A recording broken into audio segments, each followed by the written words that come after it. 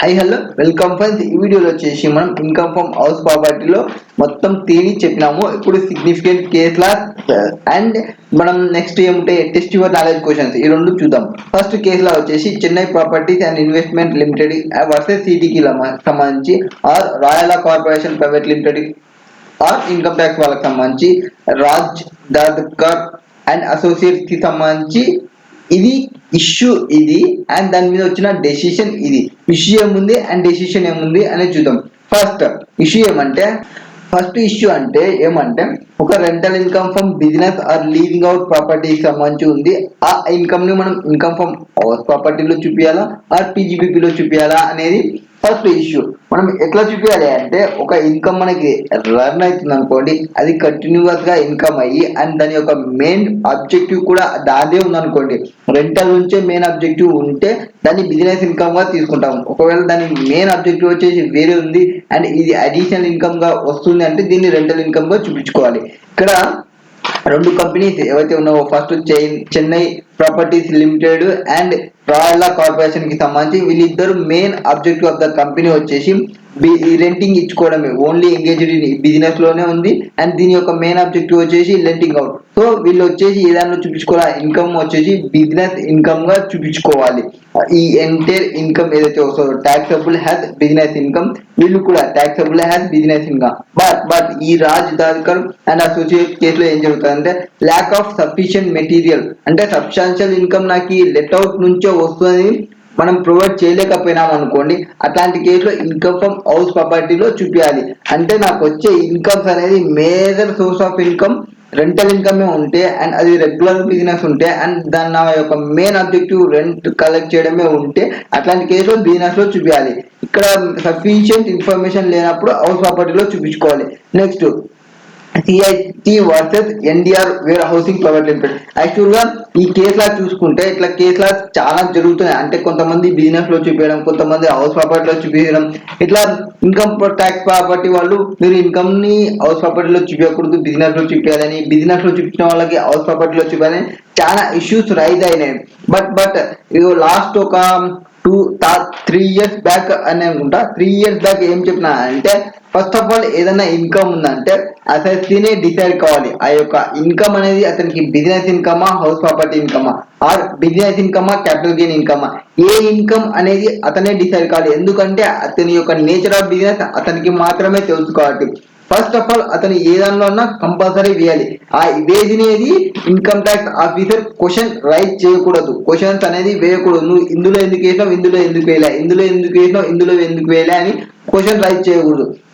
ఎందుకంటే గవర్నమెంట్ యొక్క objective first of all ఏవైతే ఇన్కమ్స్ ఉన్నావో కంపల్సరీ రిటర్న్స్ ని చూపించడం income tax office, income tax యొక్క మెయిన్ ఆబ్జెక్టివ్. మనం వాళ్ళని సతాయించినాం అనుకోండి, మీరు బిజినెస్ లో చూపించినావు హౌస్ ప్రాపర్టీలో చూపించాలి, హౌస్ ప్రాపర్టీలో చూపించినావు బిజినెస్ లో చూపించాలి, ఇట్లా మనం వాళ్ళని చేసినామంటే అక్కడ చూపించకుండా ఇక్కడ చూపించకుండా అవుతారు. సో అట్లా ఉండకూడదు అని ఫస్ట్ ఆఫ్ ఆల్ ఎక్కడ ఒక చోట ఇన్కమ్ చూపించినాయంటే మనం క్వశ్చన్స్ రైట్ చేయకూడదు. ఎందుకంటే వాన్ బిజినెస్ యొక్క నేచర్ వానికి తెలుసు కాబట్టి వాడు ఎక్కడ చూపిస్తున్నాడో అదే కరెక్ట్ అని గవర్నమెంట్ ఒక 3 ఇయర్స్ బ్యాక్ స్టార్ట్ చేసినారు. సో ఇట్లాంటి కేసెస్ ఇప్పుడు రన్ కావడం లేదు. ఇట్లాంటి కేసెస్ ని కొట్టిపడేస్తారు డైరెక్ట్ గా. ఎఫ్ఎస్సి చూపించకుంటే అంటే బిజినెస్ లో కానీ ఇన్కమ్ ఫ్రమ్ హౌస్ ప్రాపర్టీలో చూపించకుంటే అప్పుడు ఇన్కమ్ ట్యాక్స్ ఆఫీసర్ వాళ్ళు రావాలి. అంతేకాని మనం ఏ దానిలో ఒక దానిలో ఇన్కమ్ చూపించినప్పుడు వాళ్ళు రాకూడదు. ఫస్ట్ కేసు అది. Next CIT versus NDR warehousing private limited. ఇక్కడ ఏం జరుగుతుంది అంటే under what head of income from letting out of godowns ఉన్నాయనుకోండి, godowns provision of warehousing services కి సంబంధించి అవి వచ్చే ఇన్కమ్ ని ఏ దానిలో చూపించాలి, ఇన్కమ్ ఫ్రమ్ హౌస్ ప్రాపర్టీలో చూపించాలా ఆర్ పీజీపీపీ ఇన్కమ్ లో చూపించాలా అనేది కేసు. ఓకే, అంటే గోడౌన్స్ రెంట్ ఇచ్చింటారు అట్లాంటి కేసులో ఇక్కడ ఎఫ్ఎస్సి యాక్టివిటీ అనేది not merely letting out of warehouses, అతని మెయిన్ ఆబ్జెక్టివ్ అది కాదు. But storage of goods with provision of several auxiliary services such as pest control, అక్కడ కంట్రోల్స్. అంటే ఇప్పుడు మనం వేర్ హౌస్ ఇచ్చినాం అనుకోండి, వేర్ హౌస్ ఊరికే ఇస్తే కాదు, వాటికి స్పేరింగ్ చేసుకుంటూ ఉండాలి ఆ గూడ్స్ ఏం కాకుండా ఉండడానికి అండ్ ప్రివెంషన్ ఆఫ్ గూడ్స్ ఏవైతే స్టోర్ లో ఉన్నావో అండ్ టెంపరేచర్ ని మెయింటైన్ చేసుకుంటూ ఉండాలి. అండ్ ఫర్దర్ ఆ సర్వీసెస్ అన్ని ప్రొవైడ్ చేయాలి and services of security provide చేయాలి, ప్రొటెక్షన్ ప్రొవైడ్ చేయాలి, ఇట్లాంటి కేసెస్ అన్ని ఉంటాయి. సో ఇట్లా కేసెస్ ఉన్నప్పుడు the object class of memorandum of the assessee and also individual aspects of business clearly point out ఈ వేర్ హౌసింగ్ బిజినెస్ ఎవరైతే చేస్తున్నారో ఆ ఇన్కమ్ అనేది ఇన్కమ్ ఫ్రమ్ బిజినెస్ లేక వస్తుంది. దట్ ఈస్ పీజీబీపీ ఇన్కమ్ గా తీసుకోవాలి. వేర్ హౌసెస్ కన్నా రెంట్ ఇస్తుంటే అండ్ ఆ రెంట్ కి సంబంధించి మెయింటెనెన్స్ అవన్నీ చూసుకుంటూ ఉంటారు కాబట్టి. నెక్స్ట్ సిఐటి వర్సెస్ హరిప్రసాద్ కి సంబంధించిన క్వశ్చన్.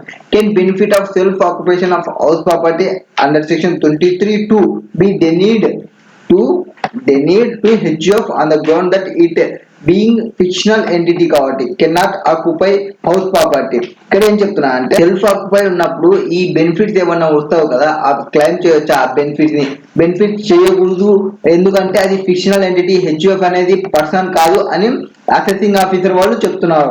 ఇప్పుడు మనం దానికి రెక్టిఫికేషన్ డెసిషన్ ఏమొచ్చిందంటే హెచ్యుఎఫ్ అనేది మీరు ఫిక్షనల్ ఎంటిటీ అంటున్నారు. ఓకే, హెచ్యుఎఫ్ లో ఎవరున్నారు గ్రూప్ ఆఫ్ మెంబర్స్ ఉన్నారు. సో గ్రూప్ ఆఫ్ ఇండివిజువల్స్ ఉన్నాయంటే వీళ్ళు పర్సన్స్.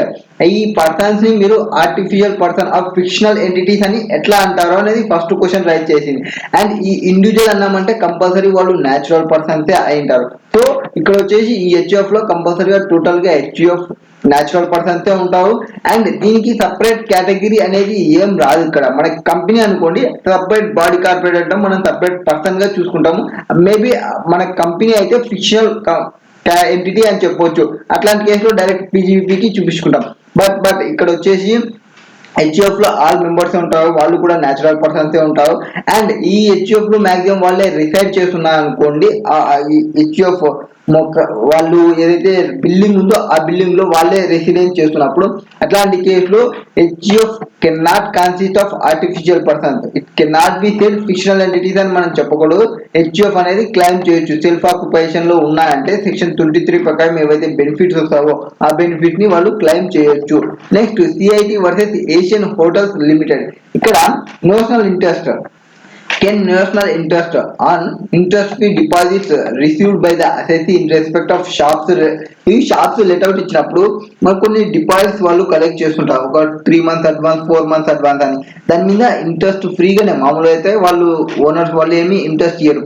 ఆ డిపాజిట్ ఏదైతే ఉందో ఆ డిపాజిట్ మీద ఇన్కమ్ ట్యాక్స్ ఆఫీసర్ వాళ్ళు ఇంట్రెస్ట్ క్యాలిక్యులేట్ చేసి నోషనల్ ఇంట్రెస్ట్ గా ఇన్కమ్ చూపించాలి అని అనుకుంటున్నారు. వాళ్ళు ఎవరైతే డిపాజిట్ తీసుకున్నారో అది కరెక్టా? ఆ కరెక్ట్ అంటే ఈ డిపాజిట్ కి సంబంధించిన ఇంట్రెస్ట్ ఏదైతే వస్తుందో ఆ డిపాజిట్ కి యాక్చువల్ గా ఇంట్రెస్ట్ ఏం కలెక్ట్ చేయరు, బట్ ఇంట్రెస్ట్ ఉంటుంది అని నోషనల్ అన్నామంటే యాక్చువల్ ఎగ్జిస్టెన్స్ ఏమి ఉండదు. ఇట్లాంటి కేసు ఉంటది కదా, ఇట్లాంటి కేసులో ఎట్లా అనేది చూపించాలి అంటే ఆ నోషనల్ ఇంట్రెస్ట్ ఎక్కడ వేయాలి? బిజినెస్ ఇన్కమ్ లో వేయాలా, ఇన్కమ్ ఫ్రమ్ హౌస్ ప్రాపర్టీలో వేయాలా? ఫస్ట్ ఆఫ్ ఆల్ అది ఇన్కమ్ ఏనా అనేది రైట్ చేయాలి. ఫస్ట్ సెక్షన్ 28 చూసుకుంటే concern with business income are brings to tax value of any benefit purchased whether convertible into money or not arising from business or exercise of profession. అంటే business చేస్తున్నప్పుడు కానీ profession చేస్తున్నప్పుడు కానీ ఎట్లయినా వాళ్ళకి right కానీ ఆ రైట్ ఏదైతే వచ్చిందో దాన్ని కన్వర్ట్ చేసే మనీ అయింది అనుకోండి, అట్లాంటి కేసెస్ మొత్తం ఇన్కమ్ ఫ్రమ్ బిజినెస్ లోకి వస్తుంది. And it can not be incurred only where benefit amenity or purpose ఇది otherwise then by way of cash. అంటే క్యాష్ లో లేదు కదా అని దాన్ని ఇన్వోక్ చేయదు, అంటే అవాయిడ్ చేయడు. కొన్ని కేసుల్లో ఈ క్యాష్ లో లేనప్పటికీ కూడా మనం పర్పస్ గా తీసుకుంటాం. ఇప్పుడు లేటెస్ట్ సెక్షన్ ఒకటి వచ్చింది 194R. 194R అన్నా? Yes, 194R. ఇవేమి బిజినెస్ వాళ్ళకి సంబంధించి ఏమన్నా వాళ్ళ పర్పస్ ఏమైనా రిసీవ్ చేసుకుంటే దానికి కూడా వాళ్ళు టీడీఎస్ కట్ చేస్తారు. ఇట్లాంటి కేసు మామూలు ఎంప్లాయీస్ కి మాత్రమే ఉండే ఇంతకు ముందు. ఏమైనా పర్పస్ రిసీవ్ చేసుకుంటే ఇప్పుడు పర్పస్ బిజినెస్ పర్సన్స్ రిసీవ్ చేసుకున్నప్పటికీ కూడా బిజినెస్ పర్సన్స్ కస్టమర్స్ కి ఇచ్చినప్పుడు కూడా మనకి ఈ టీడీఎస్ సెక్షన్స్ అనేది అప్లికబిలిటీ లేక వస్తాయి. టీడీఎస్ రిటర్న్స్ లో వాళ్ళు వచ్చినాయంటే వాళ్ళు ఇన్కమ్ ట్యాక్స్ రిటర్న్స్ ఫైల్ చేయాలి ఆ రీఫండ్ కోసం. Next section 23 deals with the determination of expected rent of let out property for computing income from house property.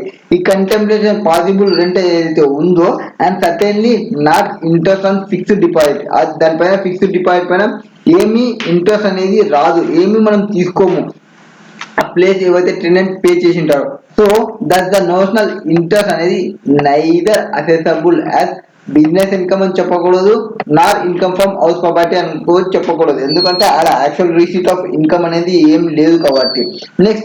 Next వచ్చేసి టెస్ట్ యువర్ నాలెడ్జ్ క్వశ్చన్ చూద్దాం. Test your knowledge question లో first question, people housing limited is engage in the business of constructing residential and commercial properties. Okay, వీళ్ళు construction చేసే దానిలో ఉన్నారు. ఎవరు? People housing limited వాళ్ళు.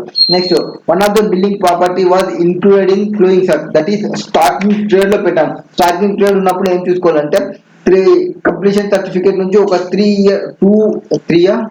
Years అనుకుంటా, యాక్చువల్ 2 ఇయర్స్ వరకు మనము చూపించాల్సిన అవసరం లేదు దాని యొక్క రెంట్ అనేది. ఒకవేళ మనం రెంట్ ఇచ్చింటే చూపించాలి, రెంట్ కి ఇవ్వకుంటే 2 ఇయర్స్ వరకు చూపించాల్సిన అవసరం లేదు ఫ్రమ్ కంప్లీషన్ సర్టిఫికేట్ నుంచి. ఆఫ్టర్ 2 ఇయర్స్ మనం డీమ్డ్ లెట్ అవుట్ కింద తీసుకుంటాం. ఇది స్టాకింగ్ ట్రేడ్ ఉన్నప్పుడు. Next, the same building was let out for monthly rent as suitable buyer could not be found. Okay, అతనికి దొరకలేదంట ఎవరు? రెంట్ తీసుకునే person. So all other building has been sold by the company. అన్ని building ని sold చేసింది, ఒక building మాత్రం స్టాకింగ్ ట్రేడ్ లో పెట్టింది. Examine the reason weather income by way of rent for the unsold property. ఏది? ఈ 1 బిల్డింగ్ ఉంది కదా, ఈ 1 బిల్డింగ్, ఇక్కడ ఈ 1 బిల్డింగ్ కి సంబంధించి అడుగుతున్నాను. Unsold property assessable as income from business income or income from house property income. ఏ దానిలో చూపించుకోవాలి, ఎంత చూపించుకోవాలి అనేది. How would be monthly rent be taxable. దాని యొక్క main objective of the company వచ్చేసి hold properties and earn income letting out of this properties. So ఇట్లాంటి కేసు చూసుకుంటే సెక్షన్ 22 ప్రకారం the charging section income from house property చూసుకుంటే only మనకి exception ఏముంది? Provided income derived from house property used or occupied, own గా occupy చేసుకున్నప్పుడు మాత్రమే మనకి ఎక్సెప్షన్ వస్తుంది, అంటే ఇక్కడ రాదు అని చూపించడానికి. Next, income derived from letting out of house property is taxable under the head income from house ప్రాపర్టీలోనే చూసుకోవాలి. Even if property held as stock in trade కి ఉన్నప్పటికీ కూడా మనం ఇన్కమ్ ఫ్రమ్ హౌస్ ప్రాపర్టీలోనే చూపిస్తాము. అది సెక్షన్ 22 చార్జింగ్ సెక్షన్ కి మనకి చెప్పేది. Next, section 23(5) annual value of, ఈ వాల్యూ ఆఫ్ హౌస్ ప్రాపర్టీకి స్టాకింగ్ ట్రేడ్ లో ఉన్న ప్రాపర్టీకి సంబంధించి 2 ఇయర్స్ వరకు నిల్ తీసుకుంటాము. 2 years from the end of financial year. ఇక్కడ వచ్చేసి నిల్ అని ఉంది చూడండి. ఎక్కడ నుంచి 2 ఇయర్స్ తీసుకుంటాం? From certificate of completion date నుంచి తీసుకోవాలి, కంప్లీషన్ అథారిటీ నుంచి ఏదైతే తీసుకుంటామో. If such property is not actually let out during the sell period, so it implies that the income of house property held in stocking trade beyond 2 years లో వచ్చేసి deemed let out తీసుకుంటాము. And let out doing the whole or any part of previous year would be taxable under the head income from house ప్రాపర్టీలో వేస్తాం. Thus ఈ the assessee is engaged in business of construction and selling of house ప్రాపర్టీలో ఉంటే and monthly rental income అనేది అతనికి వస్తుంటే, and ఇది ఏదైతే అన్సోల్డ్ ఇన్వెంటరీ ఉందో ఇది నేచర్ ఆఫ్ హౌస్ ప్రాపర్టీకి సంబంధించి would be taxable under section 22 లోనే ట్యాక్స్ చేస్తాం. And provision of non chargeability of annual value of property. Stocking trade కి annual value up to 2 years వరకు ఏం ప్రాపర్ ఇన్కమ్ అనేది ఏం చూపాము. సో యాన్యువల్ వాల్యూ అనేది నిల్గా చూపించుకుంటాము. నెక్స్ట్, ఆఫ్టర్ 2 ఇయర్స్ తర్వాత ఇన్కమ్ ఫ్రమ్ హౌస్ ప్రాపర్టీలో వస్తే consequently annual value of such house property taxable under the head income from house ప్రాపర్టీలో at any time or in case of after the expiry of 2 period లో deemed let out గా మనం తీసుకొని దానికి tax వేస్తాము. అప్పుడు ట్యాక్స్ వేసేటప్పుడు municipal rates కానీ ఆర్ యాక్చువల్ రేట్ ఏమైనా ఉందా, యాక్చువల్ రేట్ చూసుకుంటాము, స్టాండర్డ్ రేట్స్ చూసుకుంటాము, అట్లా చూసుకొని మనం క్యాలిక్యులేషన్ చేస్తాము. Next note, in case of New Delhi hotels లో ఏం జరిగిందంటే ఈ ఓన్ డెసిషన్ ఆఫ్ కేసీఐటి డిస్కవరీలో where it has held case rental income derived from the unsold property stocking trade ఏదైతే ఉందో దానికి సంబంధించి ఇన్కమ్ వచ్చింది, should be assessed under income from house property and not under పీజీబీపీలో చూపించకూడదు. స్టాకింగ్ ట్రేడ్ కి సంబంధించి ఏమైనా రెంటల్ ఇన్కమ్స్ వస్తే దిస్ డెసిషన్ ఈ sync with the intent provisions of section 22, 23(5) discussed above, ఏదైతే మనం పైన చెప్పుకున్నామో అది. నెక్స్ట్, ద సుప్రీంకోర్టు అనేది ఇంకొక కేసులో ఏం చెప్పింది అంటే where holding of properties and earning income by letting out of this property దాని యొక్క మెయిన్ ఆబ్జెక్టివ్ అయితే, కంపెనీ యొక్క మెయిన్ ఆబ్జెక్టివ్ అయితే అండ్ మెమోరాండం లో అదే ఇన్ఫియర్ అంటే నేను ప్రాపర్టీస్ ఏవైతే ఉన్నావో దాన్ని రెంట్స్కి ఇచ్చుకోవడం, ఆ రెంట్స్ నుంచి నేను మెయిన్ ఆబ్జెక్టివ్ గా పెట్టుకోవడం, దాని నుంచి ఆ అమౌంట్ నేను మెయిన్ ఇన్కమ్ గా ఉన్నప్పుడు ఆ ఇన్కమ్ ని నేను పీజీబీపీలోనే చూపించాలి అని వీళ్ళ కేసులో చెప్పింది. నెక్స్ట్, రాయల్ లాలో సఫిషియంట్ ఇన్ఫర్మేషన్ అనేది లేదు కాబట్టి సఫిషియంట్ ఇన్ఫర్మేషన్ ఉంటే అంటే దాని యొక్క బిజినెస్ అనేది లెట్అవుట్ చేయడమే కాబట్టి లెట్అవుట్ ఇన్కమ్ గా ఉంది కాబట్టి రెంటల్ ఇన్కమ్ ఎర్న్ ఏదైతే ఉందో tax under the head business income not income from house ప్రాపర్టీలో చూపించాలి. Applying to the rational above rulings ప్రకారం మెయిన్ ఆబ్జెక్టివ్ అనేది ఏం చూసుకోవాలి. ఈ మెయిన్ ఆబ్జెక్టివ్ అనేది ఇన్కమ్ ట్యాక్స్ ఆఫీసర్ అనేది కనుక్కోలేకపోవచ్చు. ఆ కనుక్కున్న అసెస్ ని ఏదో ఒకటి కనుక్కొని ఏదో ఒక హెడ్ లో వేసింటే ఇన్కమ్ ట్యాక్స్ వాళ్ళు పెద్దగా పట్టించుకోవాలి. ఒకవేళ వాళ్ళు ఎక్కడ వేయకుంటే అప్పుడు ఇన్వాల్వ్మెంట్ రావాలి ఇన్కమ్ ట్యాక్స్ వాళ్ళు, అంతవరకు రాకూడదు. సో ఇతను ఇక్కడ పీజీపీ ఇన్కమ్ లో వేయాలి. మెయిన్ ఆబ్జెక్టివ్ అనేది కంపెనీకి ఈ ప్రాపర్టీని హోల్డ్ చేయడం, రెంటల్ ఇన్కమ్ తీసుకోవడం అట్లాంటివి ఉంటాయి. Next question number 2. Question number 2 లో ఏం చెప్తారంటే హెచ్యుఎఫ్ అనేది ఉంది, ఓన్స్ ప్రాపర్టీ. హెచ్యుఎఫ్ కి ఒక ప్రాపర్టీ ఉంది and let out to firm carrying on business, let out కి ఇచ్చింది. తర్వాత the family is a partner of the firm through its karta, దానికి కర్త ఉన్నాడు హెచ్యుఎఫ్ కి. No rent has been charged by HUF from the firm for use of premises by the firm. Charge em cheyala. The assessing officer however taxed the family on notional income from house property based on municipal valuation ప్రకారం. So action ఏవైతే తీసుకున్నాడో అది కరెక్టా కాదా అనేది మనం చెప్పాల్సి ఉంటుంది. ఇక్కడ first of all has been let out to firm carrying on businesses. The family is a partner of the firm. వీళ్ళే ఓన్ గా వాడుకుంటున్నారు ఇక్కడ. నెక్స్ట్ ఇక్కడ అండర్ సెక్షన్ 22 ప్రకారం annual value of property charge to tax వచ్చేసి income from house ప్రాపర్టీలో చేయాలి in the hands of owner. ఒకవేళ ఈ అవైవర్ కొన్ని స్పెషల్ సెక్షన్స్ ఉన్నప్పుడు excludes property occupied for the purpose of own business are profession, వాళ్ళు own business కి use చేస్తున్నా, own residential కి యూజ్ చేస్తున్నా, అట్లాంటప్పుడు మనం ఇది ఎక్స్క్లూడ్ చేయాలి. అసెసి the profits of wear chargeable to income tax అనేది మనం ఎక్స్క్లూడ్ చేయాలి. It was observe that karta of HUF is partner in the firm. So ఇతని యొక్క representative capacity and the firm occupied in a position of house belonging ఏదైతే ఉందో to HUF లో ఇవి exclude చేయాలి. అంటే సెక్షన్ 22లో ఏం was available to HUF. So ఈ ఇన్కమ్ అనేది income from said property should not be in income from house ప్రాపర్టీలో చూపించకూడదు. అండ్ ఇతని ఇన్కమ్ ఫ్రమ్ హౌస్ ప్రాపర్టీలో చూపించాలి అని వాళ్ళు నోషనల్ ఇన్కమ్ గా వేసినా అనుకో అది కరెక్ట్ కాదు. అసెసింగ్ ఆఫీసర్ ఏదైతే చేసినారో అది కరెక్ట్ కాదు. ఎందుకంటే ఇక్కడ వాళ్ళు వాళ్ళ ఫర్మ్ ఇచ్చినాము, ఆ ఫర్మ్ అనేది ఓన్ కి ఉంది, ఈ కర్తనే మెయిన్ పార్ట్నర్ కాబట్టి. నెక్స్ట్ అది సెల్ఫ్ ఆక్యుపైడ్ లాగానే సెల్ఫ్ గా ఓన్ గా బిజినెస్ చేసుకుంటారు అంటే అట్లాంటి కేసులో రెంట్ ఏం రాదు కదా. దాన్ని నేషనల్ రెంట్ వస్తుంది, అది వస్తుంది, ఇది వస్తుంది అని చెప్పకూడదు ఎంప్లాయీ వాళ్ళకి, ట్యాక్స్ పేయర్ కి. Next in following cases examine under which head of income the receipt would be assessed. ఏ హెడ్ లో మనం వెయ్యాలి అనేది మనం ఇక్కడ చెప్పాల్సి ఉంటుందంట. ఓకే, ఏ హెడ్ లో వస్తుందని చెప్పాలి అంటే మనకు clear cut income from house property charging section తెలిస్తే క్లియర్ అయిపోతుంది. Next Anurodha let out is property to Abhinav కి లెట్ అవుట్ ఇచ్చింది. Abhinav is subletting receive the okay ఇక్కడ ఏ పర్సన్ అనే పర్సన్ ఉన్నాడు, నెక్స్ట్ బి పర్సన్ కి ఇచ్చినాడు, బి వచ్చేసి సి కి ఇచ్చినాడు. ఇట్లాంటి కేసులో చార్జబిలిటీ ఎట్లా అండ్ అసెస్ చేయాలి మనం ట్యాక్స్ అనేది హెడ్స్ ఆఫ్ ఇన్కమ్ ఏ దానిలో చూపించాలి అంటే. Next Anish has built a house on lease old and he has let out above property and has considered to the rent from such under income from other source. Okay ఇతను వచ్చేసి ఒక lease out property Anish అనే person ఇచ్చినాడు, అది let out కి ఇచ్చినాడు.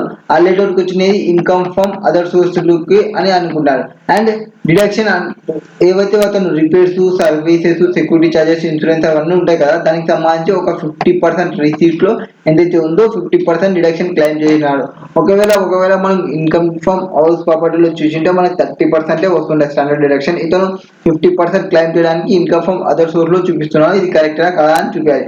First of all ఆ ఒక ప్రాపర్టీ అనేది రెంట్ కి ఇచ్చినాం, అది రెంట్ అనేది రెంటింగ్ కానీ లెట్అవుట్ కానీ ఆర్ సబ్ లెట్అవుట్ కానీ వేరే వాళ్ళతో తీసుకున్న అట్లాంటి కేసులో ఎట్లా చూడాలి అంటే subletting receipt is to be assessed as income from house ప్రాపర్టీలో చూపించడం ఆర్ పీజీపీ ఇన్కమ్ గా చూపించడం in the hands of mister Abhinav depends upon the other factor and circumstances of the case it is not assessable as income from house ప్రాపర్టీగా చూపించకూడదు. ఎప్పుడైతే సబ్లెటింగ్ ఇచ్చినామో ఆ receipt అనేది main objective వచ్చేసి వాళ్ళు అటెండ్ చేసుకున్నారు అనుకోండి, సబ్ లెటింగ్ ఇచ్చిన వాళ్ళు, అట్లాంటి కేసులో వాళ్ళకి ట్యాక్సబుల్ వచ్చేసి ఇన్కమ్ ఫ్రమ్ పీజీబీపీలో చూసుకున్నాం వాళ్ళ మెయిన్ ఆబ్జెక్టివ్ ఏం కాదు, అది ఓన్లీ సైడ్ ఇన్కమ్ గా పెట్టుకున్నారంటే ఇన్కమ్ ఫ్రమ్ అదర్ సోర్స్ లో చూపించాలి. నెక్స్ట్ ఈ owner of property, owner building ఎవరైతే ఉంటారో Abhinav, in this case since Abhinav not the owner of the house property, so subletting receipt అనేది cannot be assessed in income from house property. Income from house ప్రాపర్టీలో income గా చూపించాలి అంటే compulsory అతను owner అయ్యి ఉండాలి.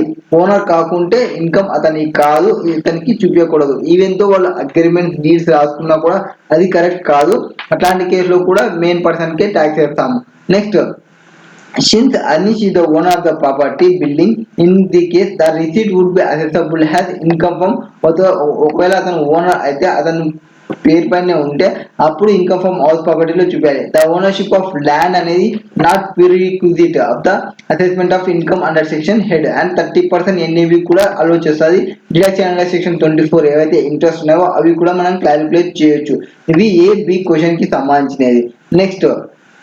నెక్స్ట్ వచ్చేసి question number 4. Rajesh owns a house in Hyderabad లో ఒక హౌస్ ఉంది. During the previous year 21-22 3/4 of business was self occupied and 1/4 వచ్చేసి రెసిడెన్షియల్ పర్పస్ కోసం వాడుతున్నారు.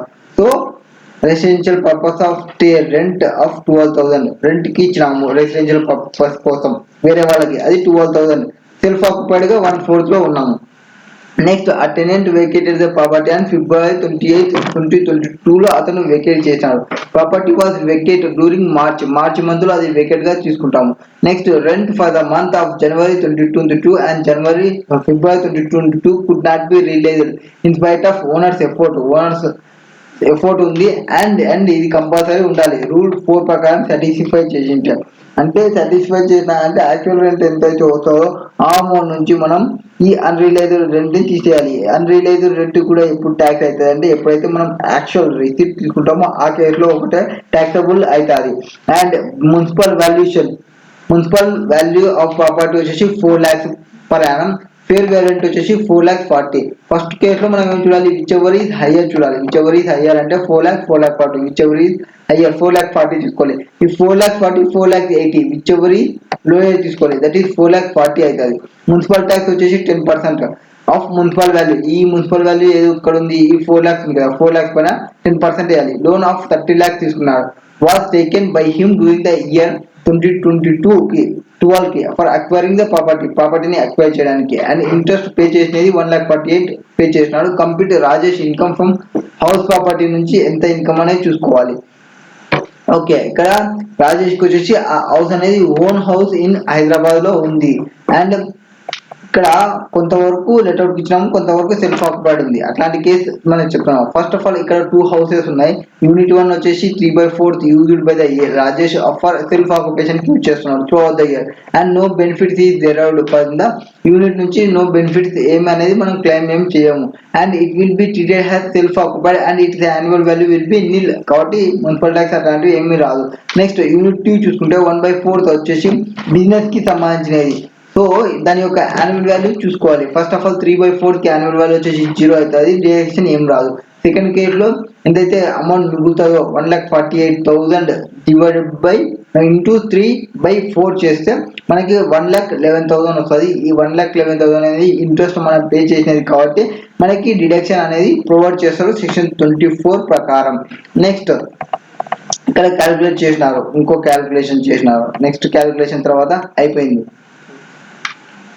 ఇంకో క్వశ్చన్ ఉంది. డ్యూరింగ్ ద ఫైనాన్షియల్ ఇయర్ 21-22 ఏం జరిగింది, 21-22 లో మిస్టర్ ఏ అనే పర్సన్ ఉన్నాడు. Received 1,80,60,000 per annum by way of arrears of last 3 years కి సంబంధించి. అతని యొక్క పర్ యానం రెంట్ వచ్చేసి 60,000. అతను రిసీవ్ చేసుకునేది 1,80,000 లో ఏమంటే అరియర్స్ ఉన్నాయి లాస్ట్ 3 years కి కానీ మనం చూసుకుంటే. Any answer at the rate of rent retrospective effect కావడం వల్ల విల్ ద సమ్ 1,80,000 మొత్తం ట్యాక్సబుల్ అవుతుంది అసెస్మెంట్ 22-23 కి అని మనం అడిగితే ఏదైతే రిసీవ్ చేసుకున్నాడో 1,80,000 రిసీవ్ చేసుకున్నాడో 60,000 అనేది దాని యొక్క ట్యాక్స్ యాక్చువల్ గా ఆ రోజుకి సంబంధించిన వాల్యూకి సంబంధించినది. దాని కేసులో ఏమంటే ఫస్ట్ సెక్షన్ 25 ప్రకారం ఏమన్నా అరియర్స్ రిసీవ్ చేసుకుంటే arrears of rent shall be taxed in the previous year in which such arrear were received. యాక్చువల్గా అక్రూ అయినప్పుడు ట్యాక్స్ వేయము, రిసీవ్ అయినప్పుడు మాత్రమే ట్యాక్స్ వేస్తాం. Next the assessee shall be the allowed. ఎప్పుడైతే మనం యాన్యువల్ వాల్యూ చూపిస్తున్నామో 30% డిడక్షన్ అనేది కంపల్సరీ వస్తుంది. Further it is not necessary by that the assessee should be the owner. అసెస్సీనే ఓనర్ కావాల్సిన అవసరం లేదు in the previous year in which such arrears ఏవైతే రిసీవ్ చేసుకున్నాము. Next as the arrears rent of 1,80,000 ఏదైతే ఉందో should be received in the previous year 21-22లో receive చేసుకోవాలి. The same is taxable in the assessment year 22-23లో tax వేస్తాము. That the net sum of 1,26,000 ఎట్లా వస్తుంది అంటే 1,80,000 నుంచి -54,000 తీసేస్తా. 1,80,000 ఎక్కడ తీసుకున్నాము, ఇక్కడ నుంచి చూడండి. 1,80,000 మనకు వస్తుంది ట్యాక్సబుల్ లో. ఈ 1,80,000 నుంచి ఆ 60,000 తీసేయండి, 54,000. సో అమౌంట్ ని ఇన్కమ్ ఫ్రమ్ హౌస్ ప్రాపర్టీలో చూపించాలి. Next there is no provision in the income tax enabling the assessee to spread over the arrears of rent over the last year. వాళ్ళు ఎనేబుల్ ఏం చేయలేదు, అంటే ప్రొవిజన్స్ ఏం లేవు పర్టికులర్ గా ఇట్లా తీసుకుంటే ఏంది ఏం లే అనేది. Enable the assessee to spread over the arrears of rent over the last 3 financial year లో ఫైలింగ్ చేసిన దానిలో ఇన్ఫర్మేషన్ ప్రొవైడ్ చేయాలి.